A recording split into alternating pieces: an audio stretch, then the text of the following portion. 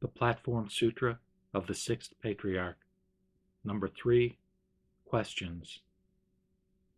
One day, Prefect Wei held a large vegetarian feast on behalf of the master.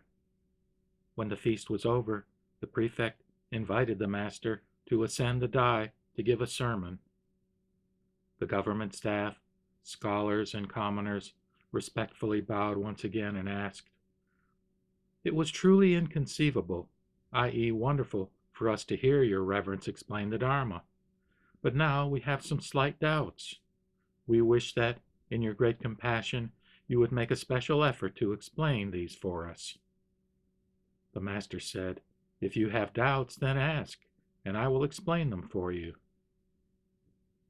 Lord Wei asked, "The doctrine your reverence has preached, it must be that of great Master Bodhidharma?" The master said, "So it is." Wei asked, "I have heard that when Bodhidharma first taught Emperor Wu of the Liang, the emperor asked, quote, 'Throughout my entire life I have constructed monasteries, had monks ordained, and held vegetarian feasts. What merit is there in these?' Bodhidharma said, quote, 'In fact, these are without merit.'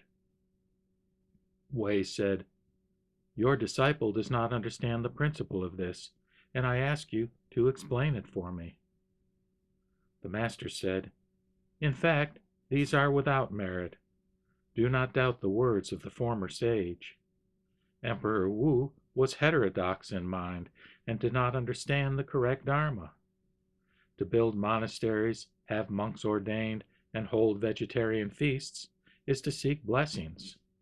But one cannot convert blessings into merit. Merit exists within the Dharmakaya, not within the cultivation of blessings." The master also said, "Seeing the nature is, quote, 'effort,' and universal sameness is, quote, 'virtue.' To be without stagnation in successive moments of thought, to always see the fundamental nature, to possess the wondrous functioning of the true and actual, this is called, quote, 'merit.' To be humble in the mind within is, quote, 'effort.' To practice ritual without is, quote, 'virtue.' For the self-nature to establish the myriad dharmas is, quote, 'effort.' For the mind essence to transcend thoughts is, quote, 'virtue.' To not transcend the self-natures is, quote, 'effort.' For one's responsive functioning to be undefiled is, quote, 'virtue.' If you would seek merit and the Dharmakaya, just rely on this, and you will create true merit. Those who cultivate merit must be without disparagement in their minds, but always practice respect for all. Those whose minds always disparage others will not eradicate their own false view of the self and are themselves without, quote, 'effort.'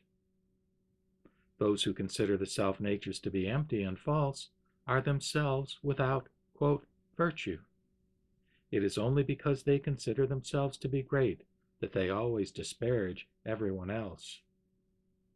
Good friends, to be without any suspension of one's continuous thoughts of inner humility, etc., is, quote, 'effort.'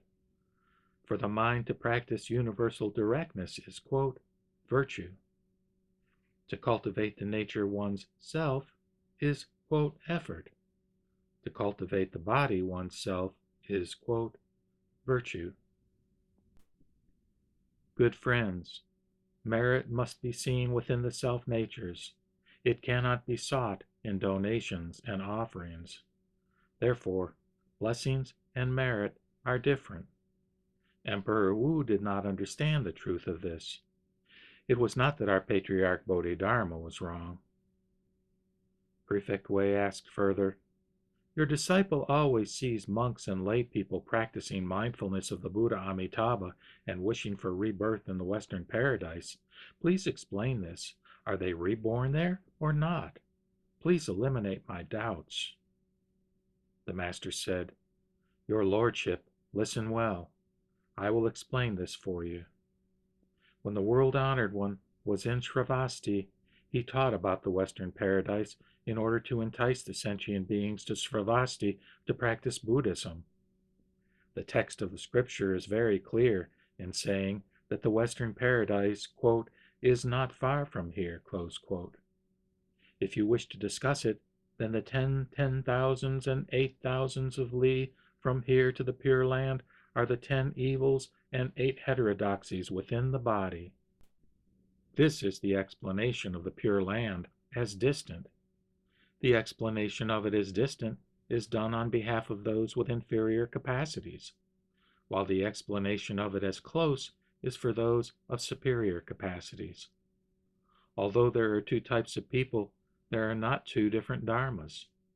Although deluded and enlightened people are different, it is only that there is slow and fast in seeing. The deluded person recites the Buddha's name and seeks for rebirth in that other location, while the enlightened person purifies his mind. Therefore, the Buddha said, quote, as the mind is purified, so is the Buddha land purified. Your Lordship, you are a person of the East. If only your mind is pure, you will be without transgression. But persons of the West are impure of mind and are in error. When a person of the East commits a transgression, he may recite the Buddha's name and seek rebirth in the Western land. But when a person of the West commits a transgression, in what country should he seek rebirth when reciting the Buddha's name? Stupid ordinary people do not comprehend their self-natures, and they do not recognize that the Pure Land is within their own bodies. Whether you wish for East or West, the enlightened person is the same in either location. Therefore the Buddha said, quote, always in joyful repose wherever one is, close quote. Your Lordship, just have your mind ground be without that which is not good, and the Western paradise will not be far off. If you harbor that which is not good in your mind, it will be impossible to attain rebirth in the Western paradise by reciting the Buddha's name.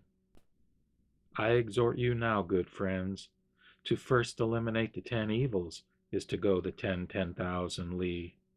To later eliminate the 8 heterodoxies is to pass beyond the 8,000 li. Seeing the nature in successive moments of thought and always practicing universal directness is to gain a vision of Amitabha in the snap of a finger. Your Lordship, just practice the 10 types of good. Why would you want to be born in the Pure Land? If you do not eradicate the 10 types of evil from your minds, what Buddha will come to escort you to the Western paradise? If you are enlightened to the sudden dharma of birthlessness, seeing the Western paradise is a matter of a mere instant. If you recite the Buddha's name and seek rebirth in the Pure Land without being enlightened, how will you ever be able to travel such a long road? I will move the Western paradise for you in an instant, so you will be able to see it right in front of you. Do you all want to see it or not? Those in the assembly all bowed their heads to the ground and said, if we could see it here, how could we then want to be reborn there? We ask that in your reverence's compassion you manifest the Western paradise for us all to see. The Master said, all of you in this great assembly, understand that in the very form bodies of people in this world are the city walls of the Pure Land. Your eyes, ears, nose, and tongue are the gates of the Pure Land. Externally, you have 5 gates, and within is the gate of the sensory mind. The mind is the ground, and the nature is the king. The king resides on the mind ground, and the nature exists just as a king exists. When the nature goes, the king is absent. When the nature is present, the body and mind continue. When the nature departs, the body disintegrates. Quote, Buddha acts within the nature. Don't look for it outside your bodies. When one is deluded as to the self-nature, one is a sentient being. But when one realizes the self-nature, one is a Buddha. Compassion is Avalokitesvara. Joy and equanimity are Mahastama Prapta. The ability to purify is Sakyamuni, and universal directness is Amitabha. The self is Sumaru. Desire is the ocean's water, and the afflictions are the waves. The poisons are the evil dragons. The falseness are the ghosts and spirits. The enervating defilements are the fishes. Lust and anger are the hells, and stupidity is the animals. Good friends, if you always practice the 10 types of good, you will go to heaven. By eliminating the false conception of the self, Sumaru will fall. By destroying desire, the ocean's waters will dry up. By eliminating the afflictions, the waves will be extinguished. By eradicating the poisons, the fishes will be extirpated. The Tathagata, who has realized the nature in his own mind ground, releases a great refulgence and illuminates the 6 gates without. Its purity can destroy all the heavens of the 6 desires. By illuminating the self-nature within, the 3 poisons are eliminated, and all transgressions leading to the hells are dissolved in an instant. Clearly penetrating within and without, it is no different from the Western paradise. If you do not cultivate in this fashion, how could you ever arrive there? When those in the great assembly heard this explanation, they all saw their natures. They all bowed and sighed. How excellent! They cried out, "We wish that all the sentient beings throughout the Dharma Dhatu could all become enlightened instantaneously." The Master said, "Good friends, if you wish to cultivate this practice, you may do so either as a householder or in a monastery. Householders who are able to practice this are like those persons of the East whose minds harbor good. Those in the monastery who do not cultivate it are like those people of the West whose minds harbor evil. It is only that the mind should be pure. Then it is the Western paradise of the self-nature." Lord Wei asked further, "How can householders cultivate this practice? I hope you will teach us this." The Master said, "I will recite a formless verse for this great assembly. Just cultivate according to this, doing exactly as if you were always with me. If you do not cultivate according to this, what benefit would it be to take the tonsure and leave home to become a monk?" The verse goes, "With the mind universally the same, why labor to maintain the precepts? With practice direct, what use is it to cultivate dhyana? Gratitude is to be filial in supporting one's parents. Righteousness is to have sympathy for those above and below. Self-subordination is to honor the lowly and the familiar. Forbearance is not to approve of the various evils.